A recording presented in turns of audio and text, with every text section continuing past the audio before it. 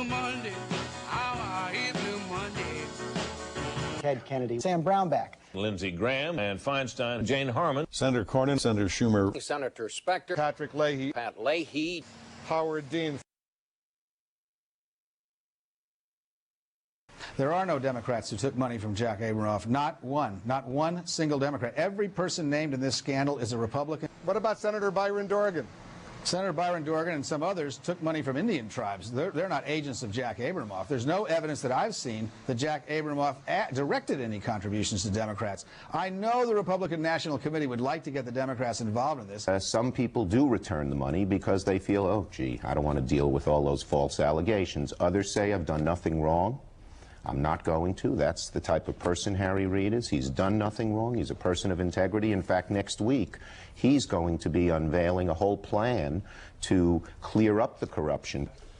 Tim, it was a legal contribution. I don't plan on giving it back. As long as they're legal and appropriately reported, I don't see any reason to give them back. You received $42,000, I believe, from his clients, but have given it to charity. Why?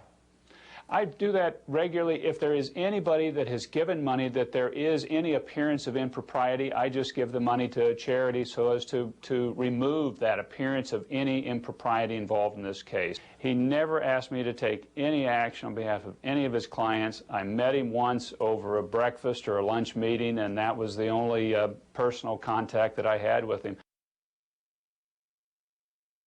Is that filibuster material for you? If I believed he was going to go in there and overthrow Roe, the question is most likely yes. All right, and would you regard that as an extraordinary circumstance? In my view, at this point in time, it is. If I believed a filibuster was generated because this fine man who has been on the court for 15 years would not pledge allegiance to upholding a particular case, that I would consider that not only not an extraordinary circumstance, a threat to the independence of the judiciary, and I would stop it in its tracks. He made a pledge, a promise to the committee that he was going to recuse himself from any case regards to Vanguard, and then later he did not.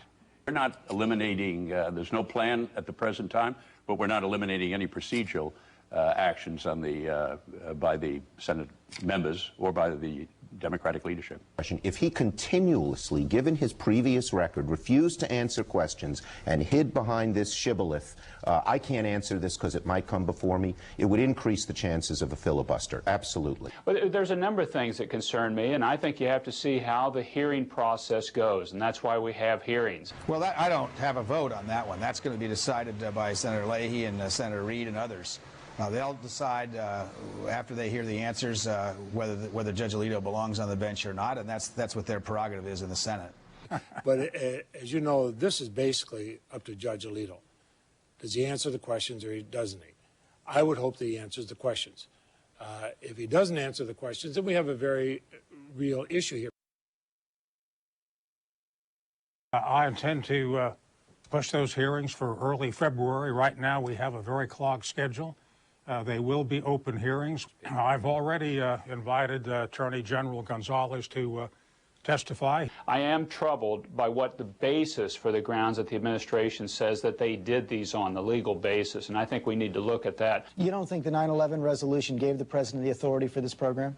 It didn't in my vote. I support the program, and perhaps I should have had more information at the time, but the full committee should have been briefed, and that's what I'm asking for. And some of this wiretapping has been illegal and unnecessary. So I know you've been to Iowa, New Hampshire. We only have a few seconds left. Are you running? No final decision has been made. My wife and I and our family still have to make that, but I have been in the early primary states and getting a good reception for a solid message about the need for really values in this culture, values for the family, and a strong United States that's looking forward and upward. Well, it sounds like you're excited about it. Happy New Year, Senator.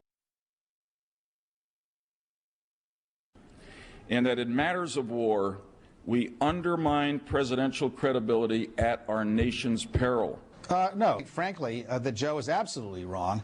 Look what's happening in Latin America. Are you blaming the president on the elections in Bolivia or on the elections in Venezuela? Is that what you're saying? We had an enormous opportunity when this president took office, and he said he was going to reach out to Latin America. Instead, he has turned them off. But I've got